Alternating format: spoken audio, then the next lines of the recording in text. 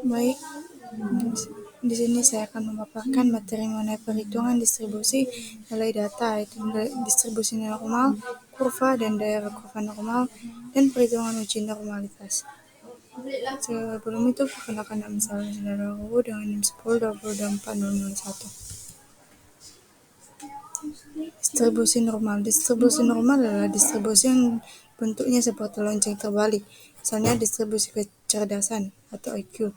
Jika distribusi IQ berbentuk normal, maka orang yang memiliki IQ tinggi jumlahnya sedikit, sedangkan orang yang memiliki IQ sedang-sedang saja jumlahnya banyak.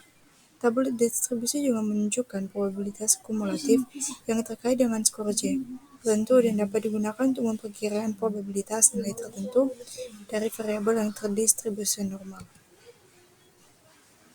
Di sini pun ada prosedur pengujian distribusi normal, yaitu yang pertama membuat kriteria kategori skor, kedua mengubah skor menjadi kode kategori, dan terakhir menguji normalitas distribusi data. Nah, di sini ada ciri-ciri distribusi normalnya. Yang pertama, disusun dari variabel random kontinu. Kedua, kurva distribusi normal mempunyai satu puncak. Ini berarti bahwa grafik yang disusun dari distribusi normal akan berbentuk kurva yang simetris dengan satu puncak atau unimodal.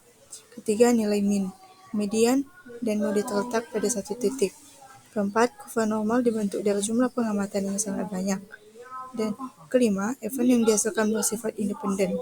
Keenam, ekor kurva mendekati apsis pada penyimpangan dengan ke kiri dan ke kanan sebesar 3 di rata-rata, dan ekor grafik ini dapat dikembangkan terus tanpa menyentuh apsis.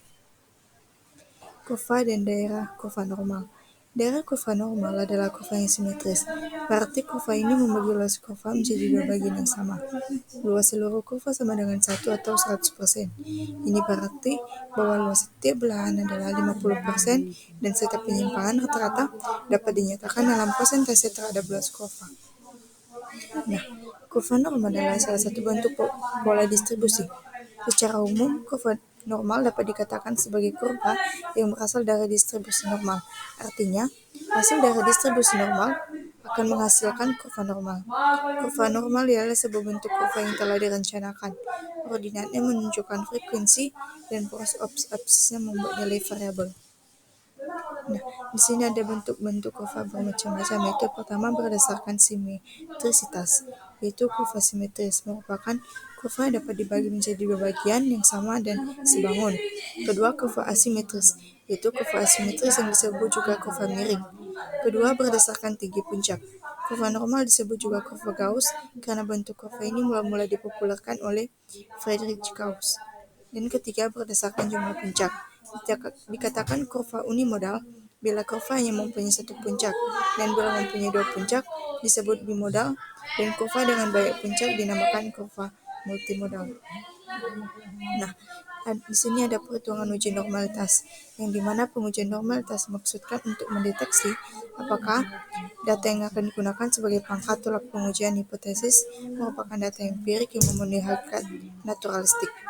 Nah, dalam tulisan ini, teknik pengujian normalitas yang dicontohkan adalah teknik Lilliefors dengan hipotesis pengujian. Pertama, HO, yaitu sampel berasal dari populasi berdistribusi normal. Dan kedua, H1, yaitu sampel berasal dari populasi berdistribusi tidak normal. Dan terakhir ada kriteria pengujian, yaitu tolak HO jika LO kritis, selain itu HO diterima. Nah, di sini ada langkah-langkah perhitungannya, itu pertama hitung rata-rata min dan standar deviasi untuk masing-masing kelompok data sampel.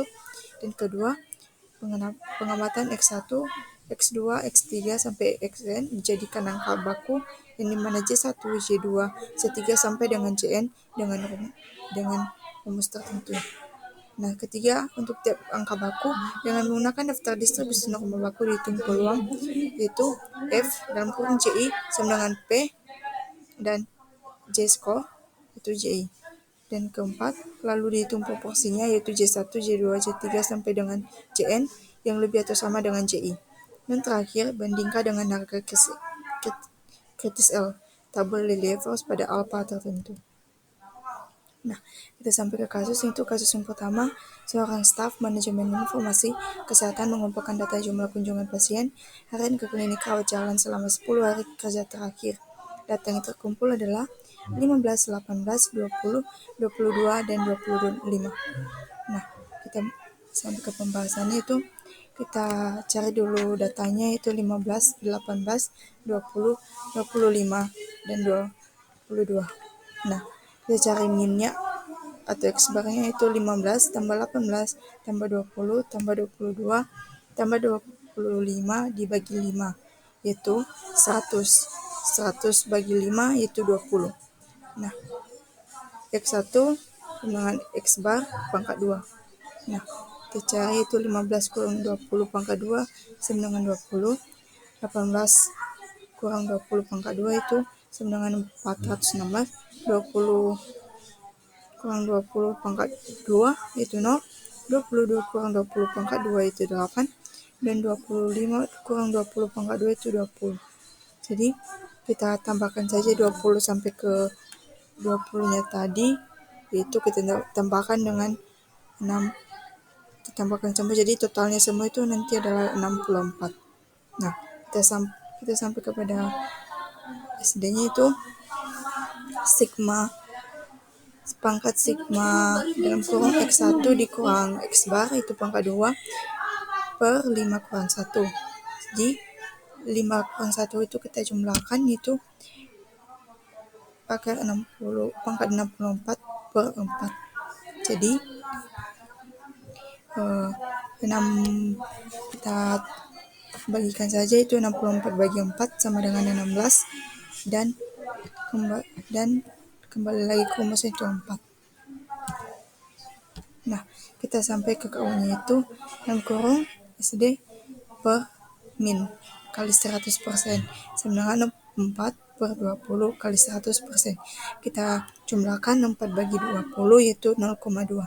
Jadi 0,2 kali 100%.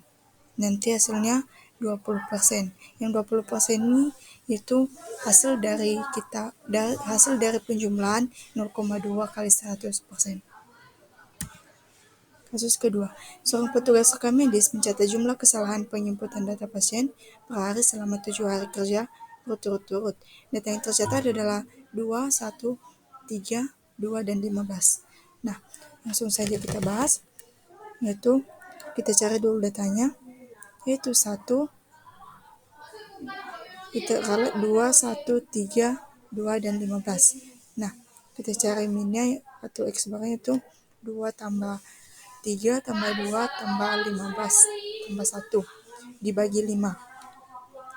Jadi hasilnya nanti ada 23. Jadi kita bagikan aja 23 bagi 5. Yang 5 ini yaitu berapa datanya tadi. Ya. Jadi kita bagikan 23 bagi 5 itu 4,6. Nah, kita sampai ke selanjutnya itu 2 kurang 4,6 pangkat 2 sama dengan 2,6. 1 kurang 4,6 pangkat 2 sama dengan 3,6. 3 kurang 4,6 pangkat 2 itu 1,6. 2 kurang 4 kurang bagi 6 sama dengan 2. Nanti hasilnya 2,6. 15 kurang 4 bagi 6 pangkat 2 yaitu 10,4. Jadi kita jumlahkan lagi dari 2,6 sampai ke 10,4. Jadi hasilnya nanti itu 20,8. Nah, sampai ke sini itu sigma X kurang X pangkat 2 bagi 5 kurang 1. Nah, sama dengan 20,8. Yang 20,8 ini itu hasil dari penjumlahan 2,6 sampai 10,4 tadi. Nah, 20,8 dibagi 4 yaitu 5,2 sama dengan 4. Yang 4 ini yaitu udah ketentuan rumusnya ya. Sini ada lanjutan pembahasannya itu kau dalam kurung SD per min kali 100% sama dengan 4 bagi 4,6 kali 100. Nah, kita bagikan 4 bagi 4,6 hasilnya nanti 0,8696 kali 100%. Jadi kita jumlahkan lagi yang 0,8696 kali 100% ini hasilnya nanti jadi 86,96%. Nah, masuk ke kasus yang ketiga, yang mana seorang mahasiswa MIK menganalisis data mencatat waktu atau dalam menit yang dibutuhkan oleh sistem untuk menghasilkan laporan harian selama 5 hari kerja. Data yang tercatat adalah 5,2, 5,5, 5,0, 5,3, dan 5,1. Nah, kita cari dulu minnya. Dan kurang X bar, yaitu 5,2 tambah 5,5 tambah 5,0 tambah 5,3 tambah 5,1 dibagi 5. Yang 5 ini yaitu berapa datanya tadi, ya, sama dengan 26,1. Itulah hasil dari 5,2 ditambah sampai dengan 5,1 tadi per 5 atau dibagi 5. Jadi kita jumlahkan lagi 26,1 ini dibagi 5, hasilnya nanti 5,22. Nah, sampai ke bawahnya X dikurang X bar pangkat 2. 5 kurang 2 dikurang 5,22 pangkat 2 yaitu 0,02. 5,5 dikurang 5,22 pangkat 2 yaitu 0,28. 5,0 dikurang 5,22 pangkat 2 yaitu 0,22. 5,3 dikurang 5,22 pangkat 2 yaitu 0,08. Dan 5,1 dikurang 5,22 pangkat 2 yaitu 0,12. Jadi kita jumlahkan lagi 0,02 ini sampai dengan 0,12. Nanti hasilnya 0,72. Nah, sampai ke simpangan apanya, itu sigma dalam kurung X1 dikurang X bar pangkat 2. 5 dibagi 5 kurang 1. Nah, sama dengan pangkat 0,72. Yang 0,72 ini tadi hasil dari 0,02 sampai dengan 0,12 dibagi 4. Jadi kita bagikan lagi 0,72 bagi 4, hasilnya ada 0,18 sama dengan 4. Yang 4 ini udah ketentuan rumus nih. Sampai ke KF itu SD per min kali 100% sama dengan 4 bagi 5,22 kali 100%. Jadi kita bagikan 4 bagi 5,22, nanti hasilnya 0,7663%. Jadi inilah hasilnya. Baik, sekian pemaparan materi dari saya. Saya ucapkan terima kasih.